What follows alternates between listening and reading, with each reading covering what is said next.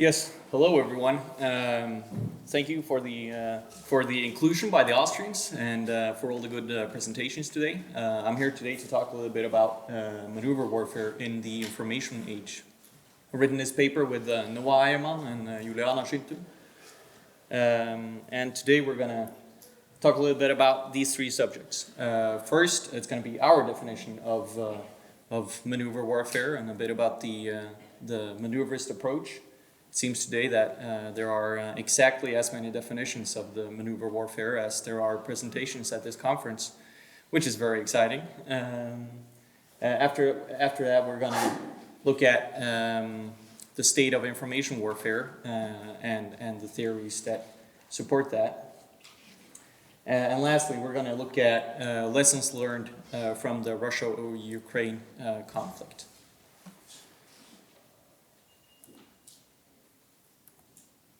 Yes, the evolution of maneuver warfare. We've earlier today heard about maneuver warfare being a pretty new concept, the term being pretty new. We argue that the pendulum with attrition versus maneuver is an ever-moving pendulum going back and forth. It's quite a natural thing for humans to always want to gain the upper hand on the other party. We can see this all the way back to, I have as an example here, the Battle of Leuctra, where a small change in how the Thebans conducted warfare against the Spartans basically destroyed the Spartans at the Battle of Leuctra. It's super simple, and that we even need to have a definition of maneuver as a different thing is surprising in and of itself. At the Battle of Leuctra, the Thebans, who fought the Spartans, changed their strong flank from the right side to the left side, therefore facing the Spartans' strong side. In addition to this, they tilted their line so that everyone was not in contact at the same time.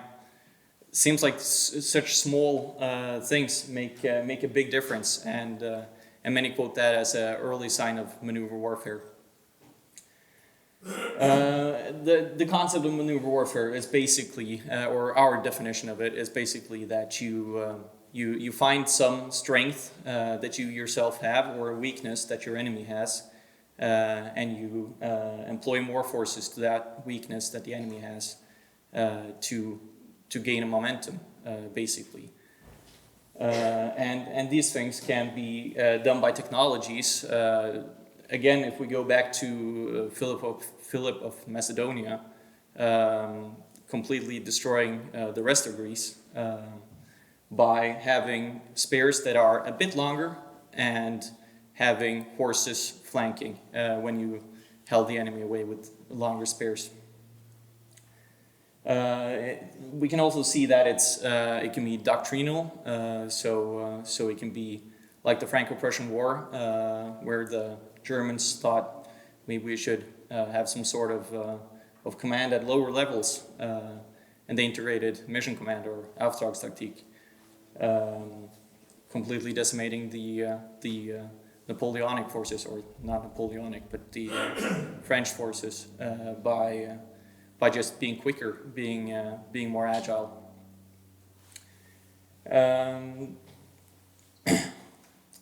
Yeah, and this can also be seen now that there's always a dyad of either attrition or maneuver.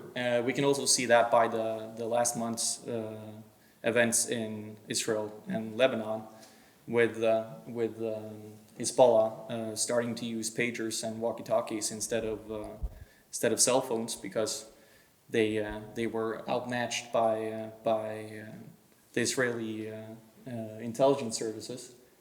Afterwards, the Israeli intelligence services planted bombs and did a very interesting job with that, which then again was a maneuverist approach in my head. First tapping the phones, and then raining on that initiative when attrition came and they couldn't tap the phones anymore. We can also see how the spheres are, as in everything, more multi-domained nowadays.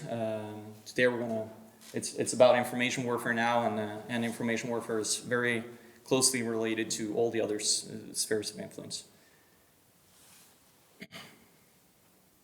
So, what is information warfare?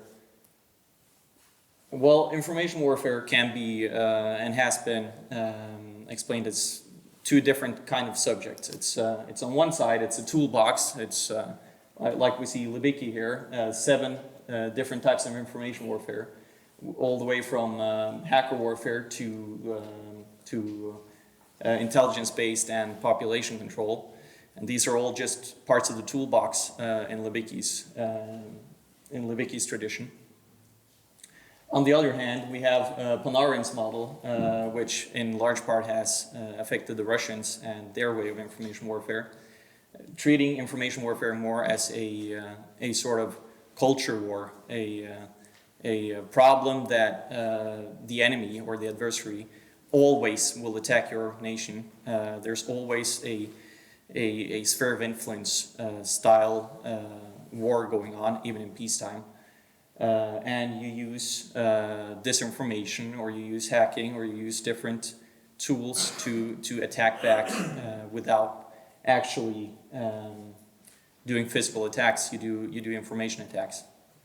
Ulrich Franke later has done some interesting studies on this, showing that in Russia's part, especially after 2012 and the doctrinal changes in 2012, this is in large part how Russia works, or Russian intelligence warfare works. That they believe that there is a great deal of power in controlling a population through social media, through troll factories, etc. And this has, of course, also been a big thing about the 2016 U.S. elections and all the rumors. I don't think anything was conclusive after that, but all the rumors about different information warfare campaigns by Russia into Western countries. We also see that the cyber domain is more and more a part of the rest of the domains in war. Everything's connected to the internet. Everyone is connected to the internet, and to wage a war both on your own country and abroad, you have to have some of the population's favor at least. And now everyone's a part of that population, not only the specific people who are at war, but also the whole civilian population. And they have way better access to it.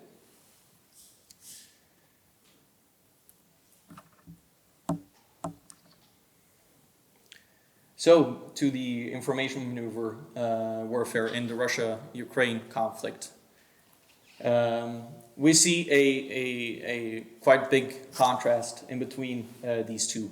Both of them follow the Panarin style of information warfare tradition, that you have a population that you're supposed to win favor by, or disinformation, or similar things like this. But you see a big difference in how they conduct it, because the Russians, they mostly do this domestically. They have very much a big focus on the domestic population and how they are not to be swayed by Western ideals and Western problematic thought. Like we see here, like Vladimir Putin, I don't know if it's called it a war yet, but calling it a special military operation, saving our Ukrainian brothers. Of course, no one believed that in the West, but it's an important fact inside of a Russia which is quite divided from beforehand. Vladimir Zelensky, on the other hand, and the Ukrainian way of doing this is by trying to influence the Western population and trying to gain support. That's what we're seeing a lot of here. Not only would they need to bolster their own populations feelings and combat disinformation from Russia, but they will also, or have also needed to gain support from the West by certain ways of doing it. We can see here the three main ways of using information warfare nowadays, especially in the Ukraine here. Firstly, it's the government's position on social media, and the government being a big actor in the Ukraine on garnering support from Western nations. Ukraine, as we all know, would probably not have survived without weapons help and training from Western nations.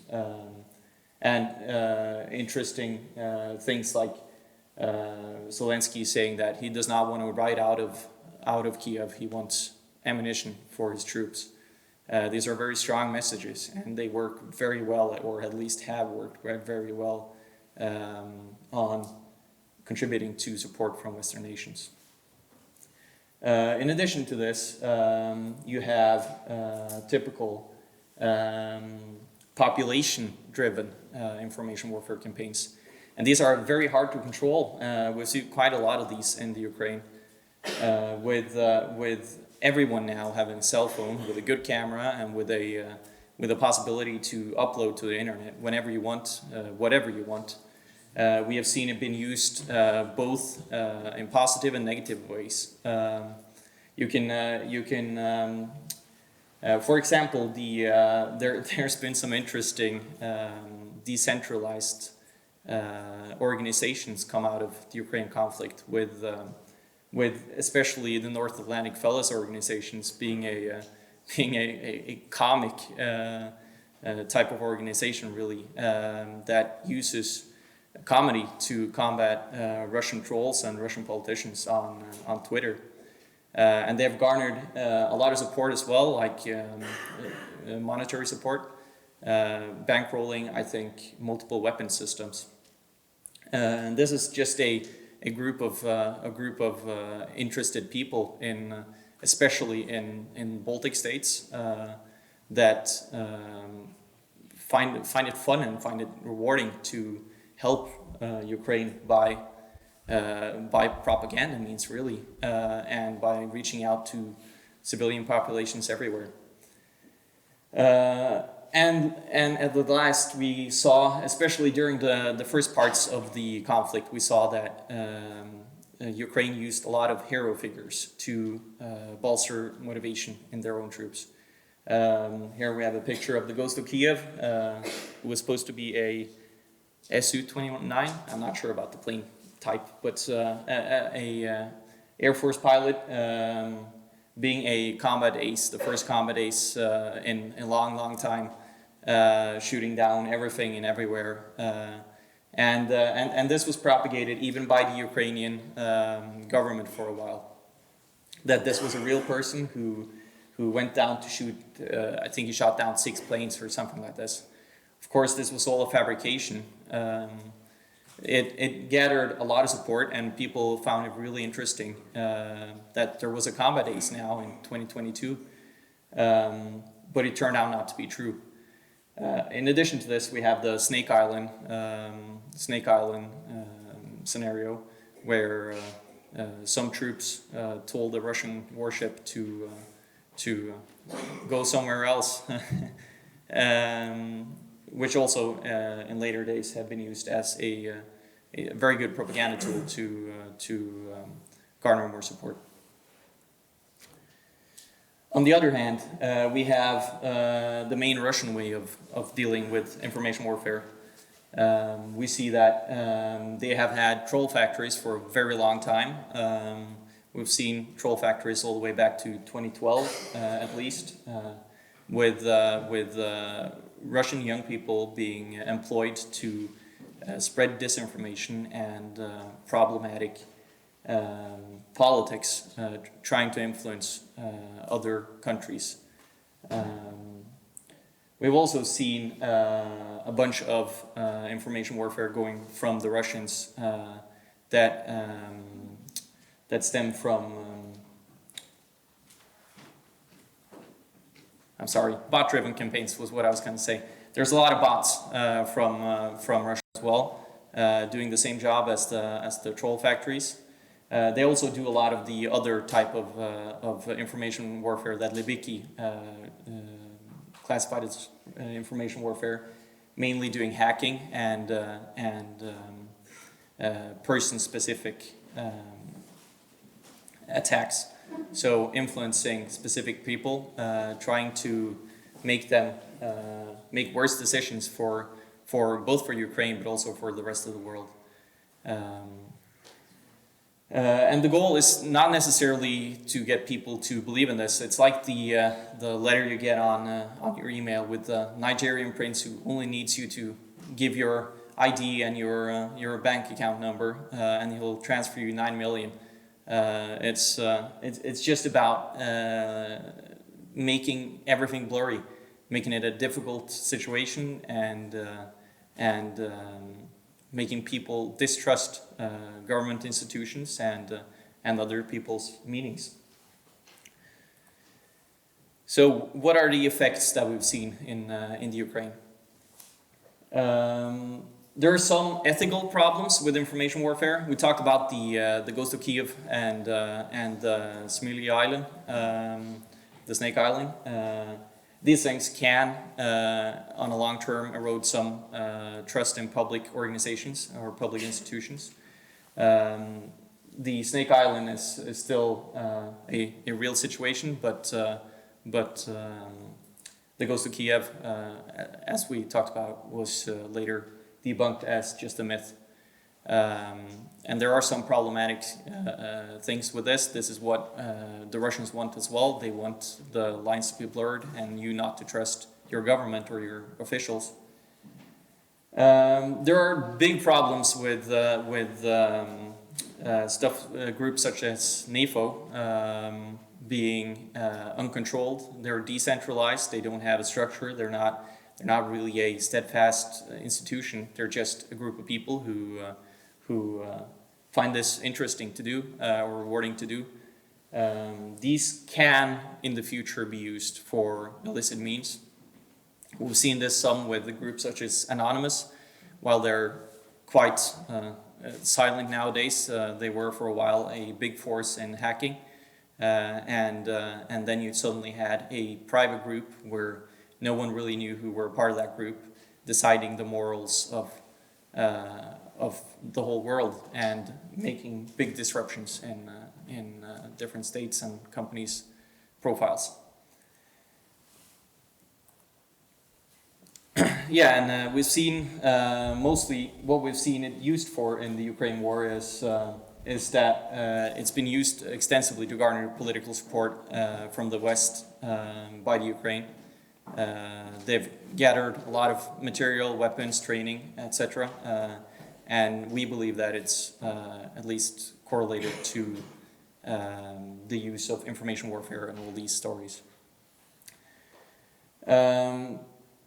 And how this interplay with maneuver warfare works with information warfare is that what we've seen so far is basically that you see the support part being a part of the maneuver warfare, and it just being a tool in the toolbox of a greater maneuver warfare game. It's not a tool that automatically makes it maneuver warfare, and it's not.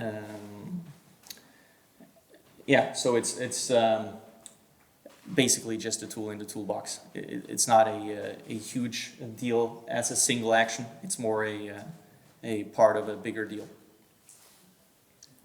Thank you.